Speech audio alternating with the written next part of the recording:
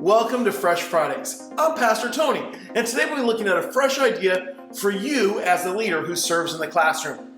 Can I just say thank you so much for what you do week after week investing in kids' lives.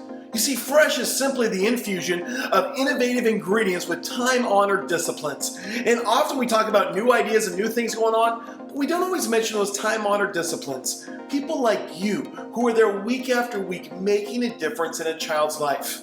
You know, I grew up in kind of a small church. I mean, we had a new pastor every couple years, anywhere from 50 to 120 people, depending on the pastor that we had. And through it all, my parents consistently made sure that we were at church. In fact, we were the first ones there and the last ones to leave. We made sure the furnace was on and the lights were shut off. We were involved in church. My parents were also Sunday school superintendents. And so that meant that they taught the lessons, they covered for classrooms, they printed out stuff, they made sure the rooms were set up. And I saw week after week as they served.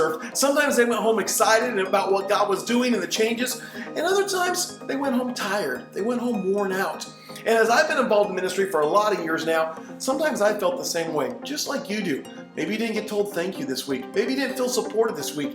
But you know along the way that you're making a difference. And you know, during that season, during those times growing up, my mom often reminded me of 1 Corinthians 15:58. And so I want to speak some hope into you today out of the book of 1 Corinthians. And I'm going to do it out of the old King James Version because, well, that's how I hear it in my head. That's how my mom would quote it. So 1 Corinthians 15:58 says this, "Therefore, my beloved brethren, be ye steadfast, unmovable, always abounding in the work of the Lord. For as much as you know that your labor is not in vain in the Lord." Or the New Living Translation would be say to work enthusiastically, because you know that the work that you do for God, it's not useless.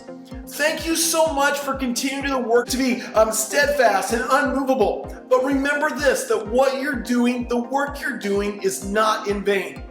You know, I remember a song when I was in high school, it was a pretty popular song at the time, that the chorus simply said, "Thank you for giving to the Lord.